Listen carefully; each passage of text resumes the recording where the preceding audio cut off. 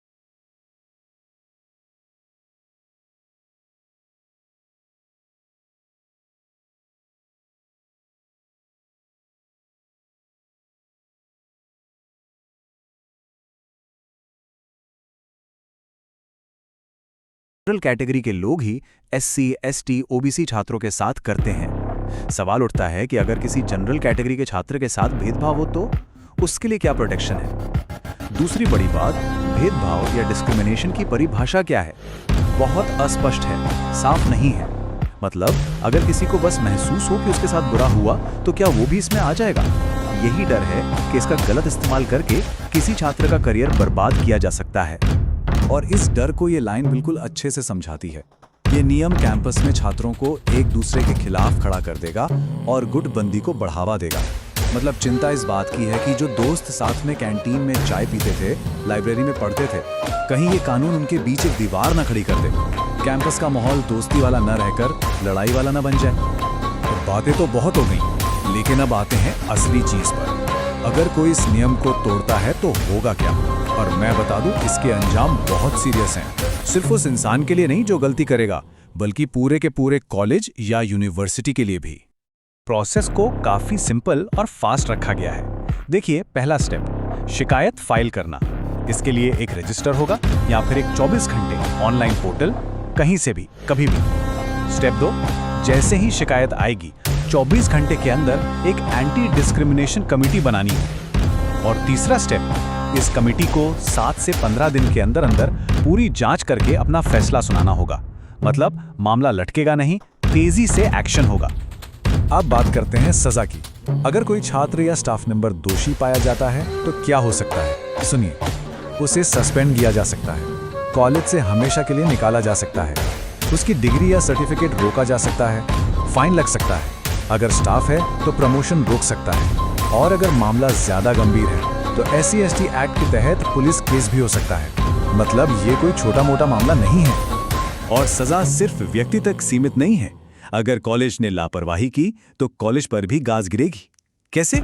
UGC अपनी funding यानी पैसा देना बंद कर सकती है। कॉलेज की मान्यता यानी रिकॉग्निशन कैंसिल हो सकती है। उन्हें डिग्री देने से रोका जा सकता है। और शायद सबसे बड़ी बात, यूजीसी अपनी वेबसाइट पर उस कॉलेज को असुरक्षित संस्थान का टैग दे सकती है। सोचिए प्रतिष्ठा का कितना बड़ा नुकसान होगा।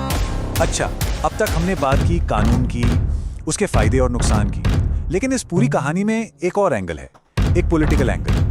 कई एक्सपर्ट्स का यह मानना है कि इस कानून के आने की टाइमिंग सिर्फ एक इत्तेफाक नहीं है, इसके पीछे कुछ और भी हो सकता है। कई विश्लेषण इस तरफ इशारा कर रहे हैं कि इसका सीधा कनेक्शन उत्तर प्रदेश में होने वाले आगामी चुनावों से हो सकता है। तो पॉलिटिकल कैलकुलेशन क्या हो सकता है? एक्सपर्ट्स के मुताबिक लॉजिक कुछ ऐसा है। सत्तारूढ़ पार्टी को लगता है कि उनका जो कोर वोटर बेस है, यानी जनरल कैटेगरी के वोटर्स, वो तो उनके साथ हैं ही, वो सुरक्षित हैं। तो अब फोकस उस वोट बैंक पर है जिसे जीतना जरूरी है, यानी SC, ST, OBC वोटर्स।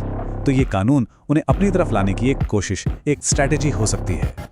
तो यहाँ सवाल ये उठता है कि क्या ये नियम सच में सामाजिक न्याय के लिए लाया गया है, या फिर ये आने वाले चुनावों के लिए एक पॉलिटिकल मूव है, एक सोची समझी चाल? इसका जवाब तो शायद वक्त ही देगा। और आखिर में ये पूरी बहस हमें एक बहुत ही बुनियादी सवाल पर लाकर खड़ा कर देती है। हम एक ऐसा सिस्टम, एक ऐसा समाज कैसे बनाएं जो इतिहास में हुए अन्याय और भेदभाव के खिलाफ लोगों को प्रोटेक्शन तो दे, लेकिन इस कोशिश में नए झगड़े, नई दीवारें ना खड़ी कर दे। ये एक बहुत ही नाजुक संतुलन है और शायद इस संतुलन को ढूंढना ही आज सबसे बड़ी चुनौती है।